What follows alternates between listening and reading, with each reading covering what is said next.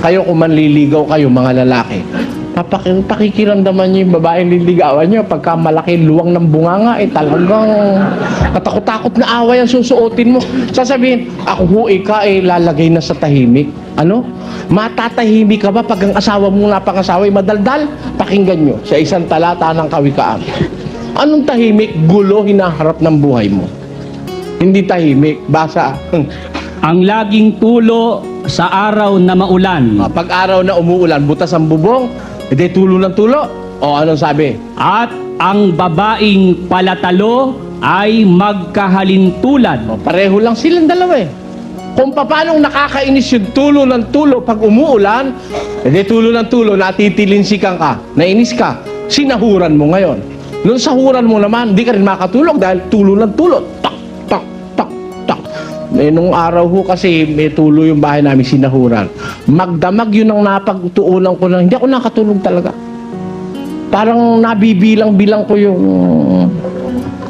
ganun lang kahalintulad ng babaeng madaldal at palatalo eh. Kaya ang sabi ng Diyos, mabuti, basa. Lalong maigi ang tumahan sa sulok ng bubungan kaysa palatalong babae sa maluwang na bahay. Maluwang ang bahay mo. Makikisama ka sa babaeng palatalot madaldal. Mabuti pa doon ka na lang tumira sa sulok ng bubong. Mag-alaunggoy ka na lang doon.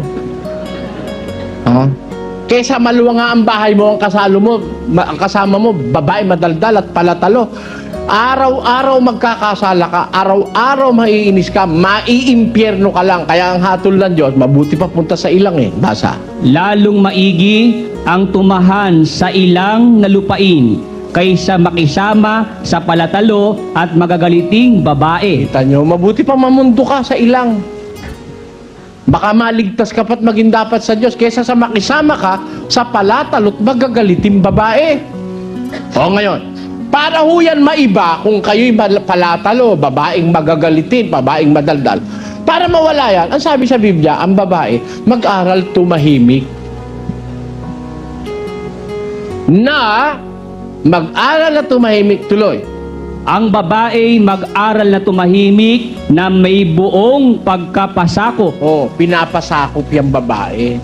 Ang babae, hindi binigyan ng karapatang maging independent of herself.